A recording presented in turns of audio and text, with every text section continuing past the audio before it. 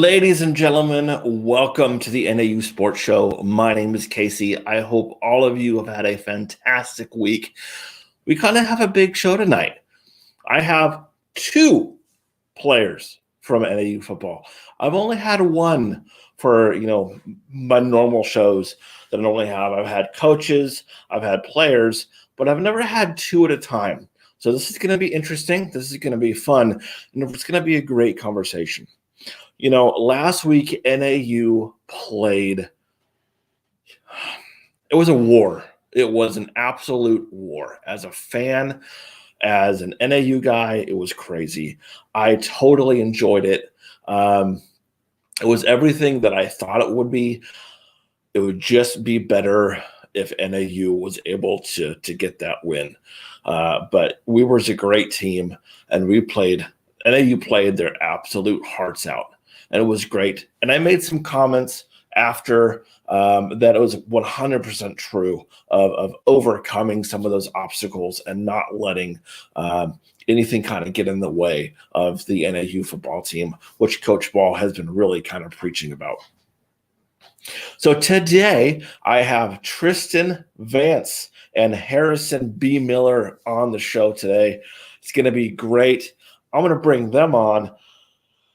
We're going to kind of get into their heads and see who they are as individuals and see what they like and what they may not like about the team of what's going on this spring. Let's bring them on and let's say hi to Tristen Vance and Harrison BeeMiller. How are you guys? Doing well, man. Thank you for having us again. Super dope idea and opportunity. Yeah, thank you very much. Doing great. Awesome. Tristen, I got to ask you first, okay? What was the conversation like after the game last week at Weber from Coach Ball and others? What did they have to say? Yeah, no, that's a good question. Obviously just about, the fashion in which we lost is tough, so it's tough to have things to say about it. But we all, the coaches and the players and the leaders of the team, we're all in consensus that, hey, look at this game as we saw the game as we're matching up against the number 2, number 3 team in the country, and we're the better team. We really are. We matched up against, an elite team, and we were the better team. So it just shows you not only, the steps we've made, but just, the greatness we do have, and it's up to us to be able to unlock it, and reach that level. So, we're close. We're close to where we need to be, and it was an opportunity for us to see that. When we match up, we really are amongst these great teams, and we belong. Right. Harrison, how about you? Kind of what just Tristen said, trying to focus on the positives of it. It's always tough to lose like that, heartbreaking fashion like that, but you take the positives from it. You were 2 plays away from winning that game, 2-3 plays. So just kind of going forward with that and just building on those steps into the future. That was kind of the talking point, because that's going to be the huge focus for the future is we got to be able to finish those games because it's going to happen a lot in the Big Sky. There's a lot of great opponents, so it's always going to come down to the wire, and we got to know how to finish those games, act like we've been there before. Definitely. Now, Harrison, this week NAU was supposed to get ready to face Cal Poly at home. Now that isn't happening because Cal Poly has decided to quit the rest of the spring season. So my questions, I have 2 questions. Question 1, how was the news broken to you guys that Cal Poly has opted out? And 2, how do you mentally switch that preparedness to get ready for Cal Poly to now at home in Flagstaff to now face SUU, Southern Utah, on the road again? So for the first question, it was on our off day, Monday. So I was just kind of hanging out around the house, and I got a text saying that the game had been canceled and that our next game was going to be Southern Utah. So that was devastating for sure. We were all excited to get back to play in the Sky Dome and stuff like that. But preparation-wise, I mean, not much changes. Yeah, obviously the opponent changes, and we don't play this Saturday, but your focus still just goes preparation, whether that's weight room, practice, film. So you just shift, okay, it's not Cal Poly anymore, Southern Utah. Now break down that film and get ready to go. And obviously we have a little bit longer to prepare for that, but that's an advantage to us. It definitely does. You know, Southern Utah this week now goes to face Weber. Now they don't go to Ogden. They stay in Cedar City. So, but again, they're having to face the number 2 team, just like we did last week.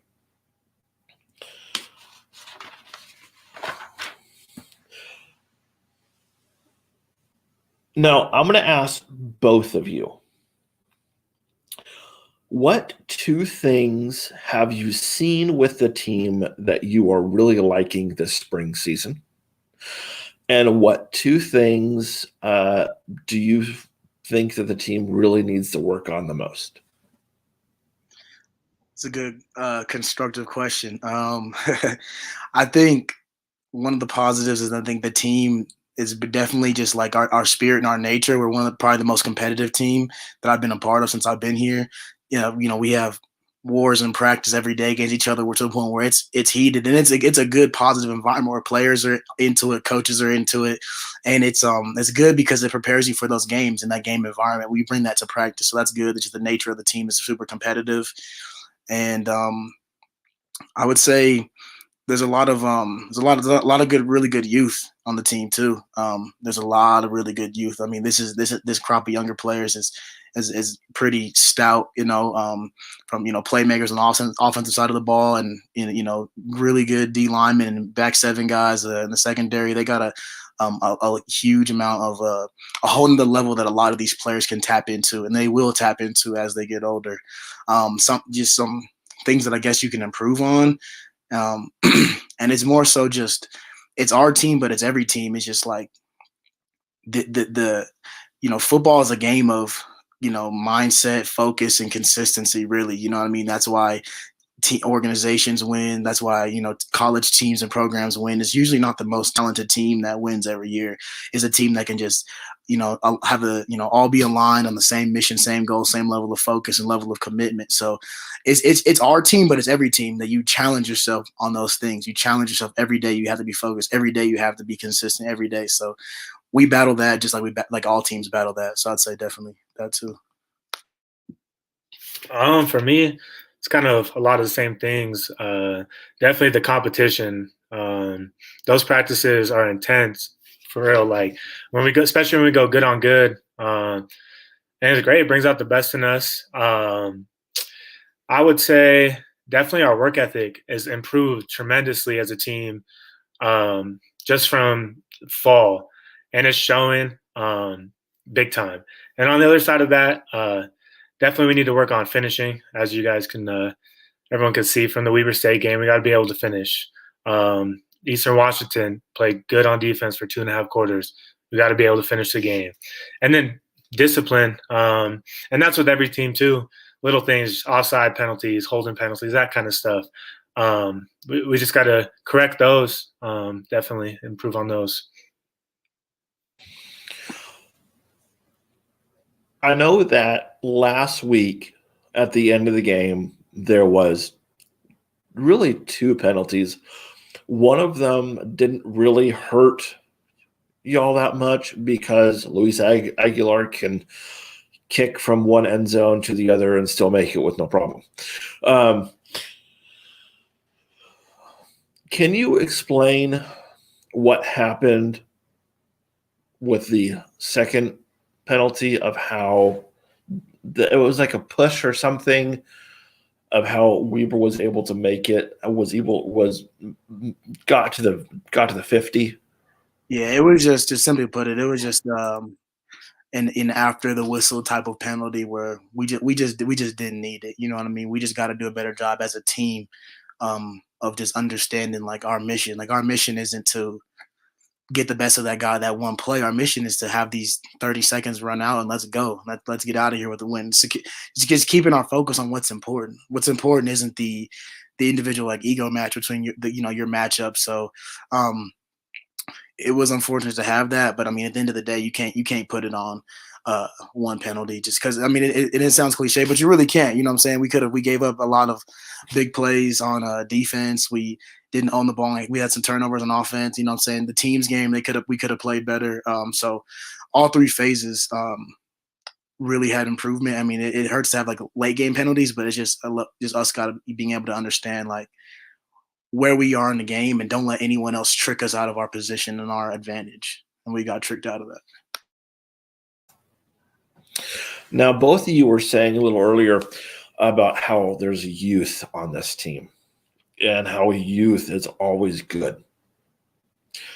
In the fall, NAU gets their number 2 nationally ranked recruiting class in.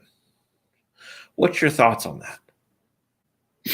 It's great. It just builds on the level of talent that we already have. Because if you look at this freshman class from this past fall, they're fantastic. A lot of them are playing right now for us and having a big impact. So just being able to add on to that with another class is only going to make us better as a team. Yeah, it's definitely it's a tribute to the work the coaches are doing too. You know, I mean, a lot of their livelihood and their survival in the college football game is recruiting.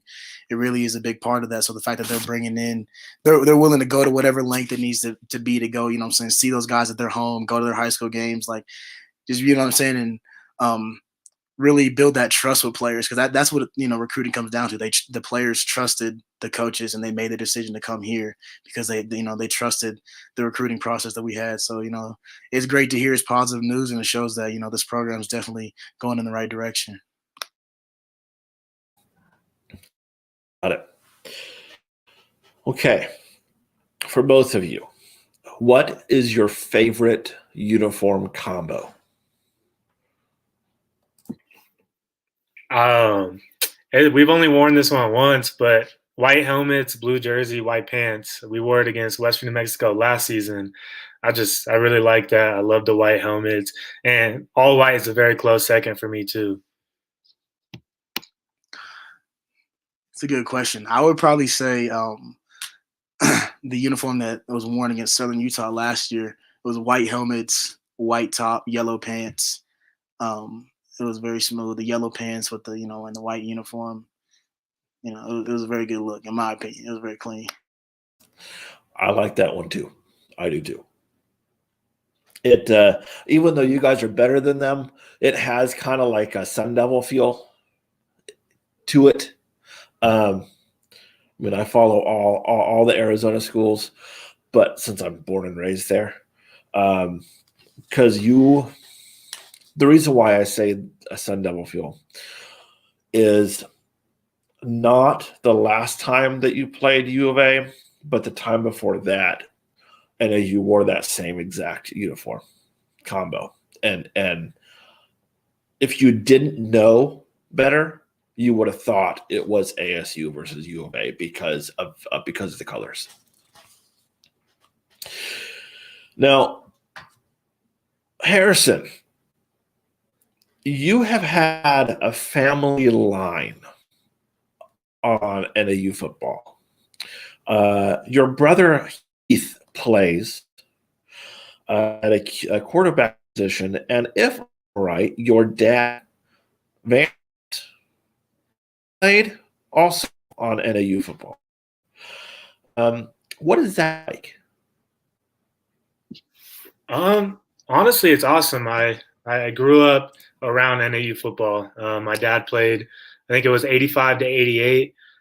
So I grew up around it. I grew up going to all the ASU, NAU games, the U of A, NAU games, coming up here to Flagstaff, going to games, and just being around a lot of alumni. So it's honestly great, especially coming here now, just all the support I have just from close family friends, just that my dad's made when he came here and just carrying on the legacy that he started. Did you always want to play at NAU? It's tough because I know, like, as high school and a young football player, obviously everyone's dream is to play at the big school, the Ohio States, Alabamas. But my dad loves to say it too, just kind of in the back of everyone's mind, this has always been the right fit for me for as long as I've been a football player. So then everyone truly believes I found the place I was supposed to be at.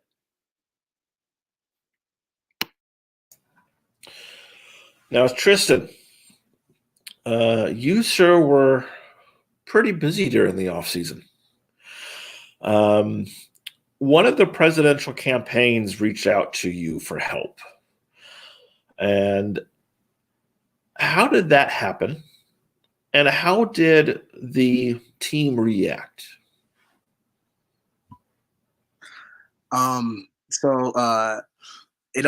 They reached out to me a while after I had started this little podcast with another former player, and it was just called The Social. We were just kind of speaking on a lot of just issues, even beyond race, saying education, gender roles in society, a lot of stuff that just, is at that we wanted to bring to the table, and just have good conversations with. We had a few guests on there, some leaders in the community. We had Coach Ball on there for one episode.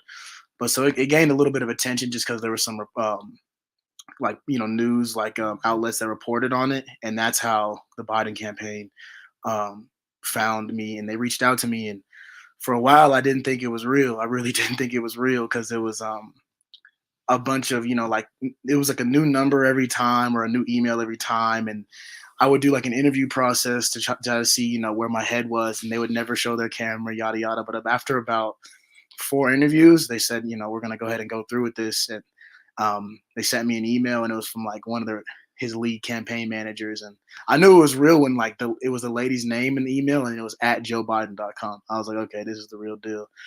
But at the end of the day, I'm grateful. I'm thankful for the opportunity.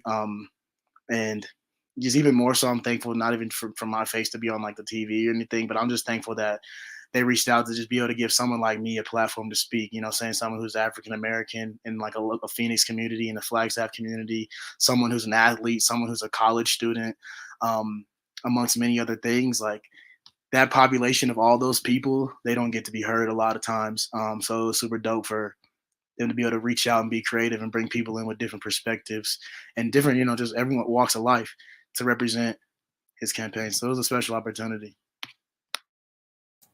But no, as far as the team reaction too, sorry about that.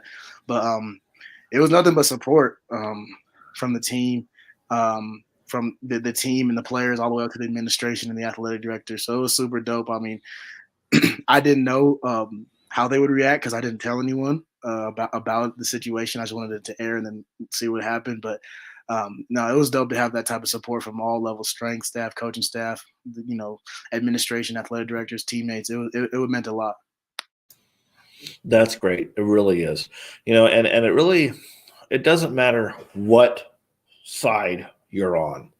The fact that you're able to share your voice and your thoughts and you have a backing, it doesn't matter. It's really important that that's there.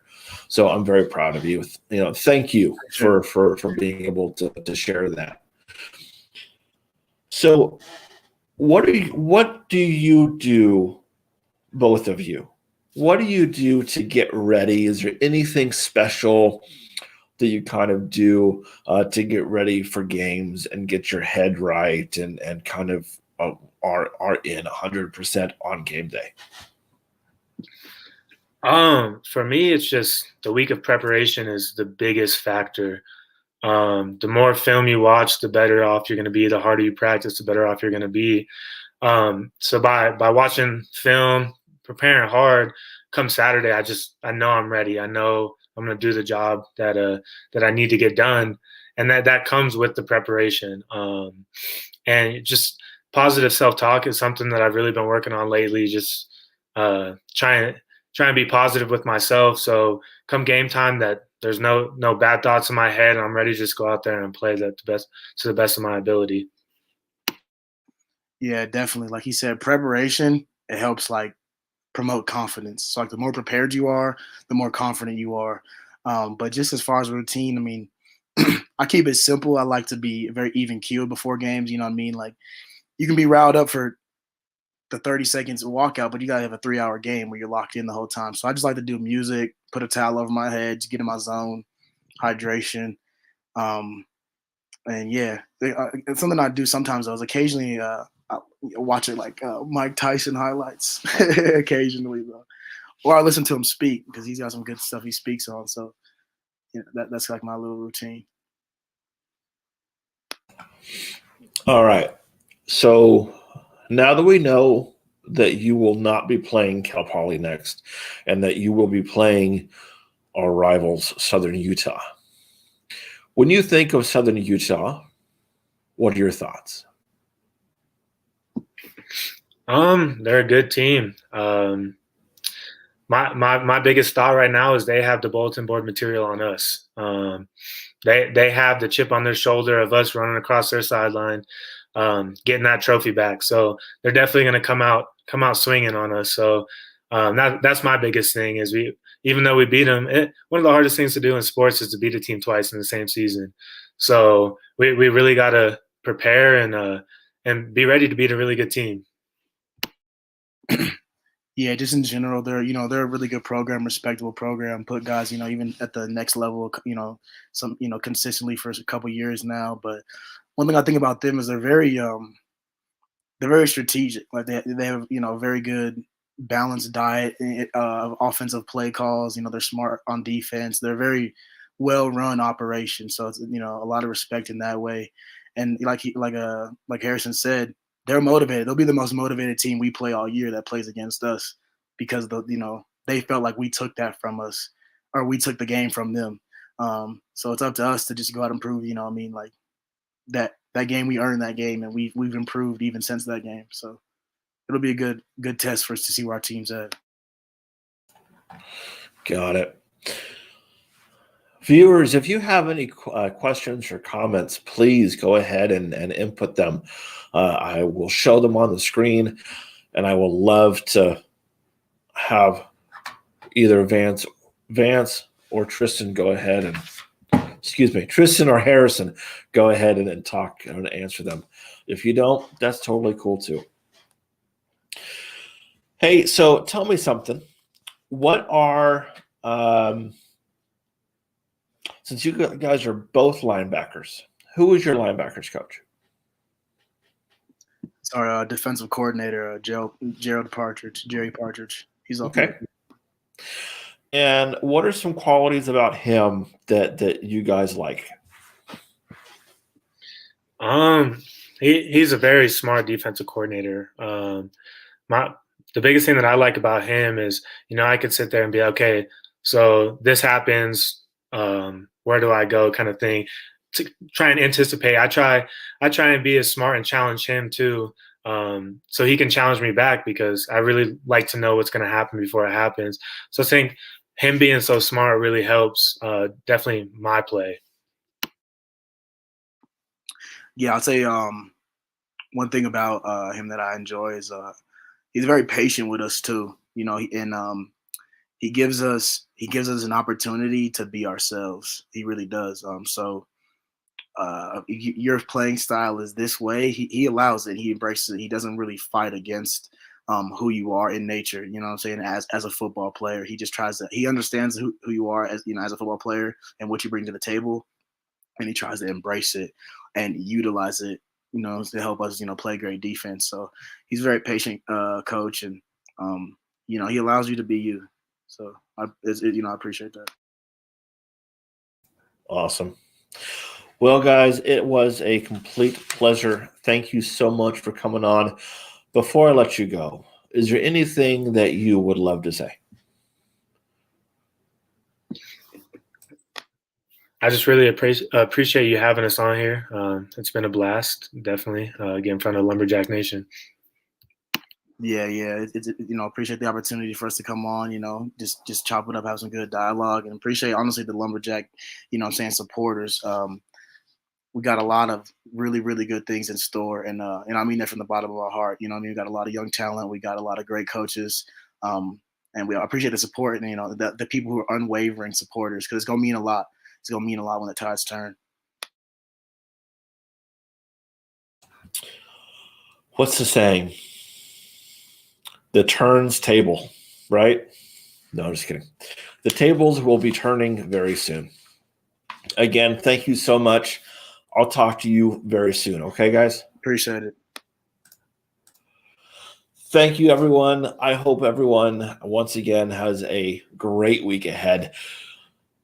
One more time, NAU game versus Cal Poly has been canceled, not postponed. They will not be playing this season because Cal Poly has opted out of the rest of the season. NAU's next game is against Southern Utah on April the 10th, and then they will finish out on April the 17th at home versus Idaho. That's it for me. I hope everyone enjoyed this.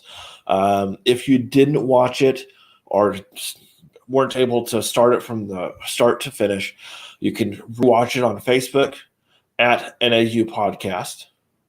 You can watch it on YouTube at the NAU Sports Show. Alrighty, guys. Have a great night. And as always, never forget, always remember, root NAU. Have a good night.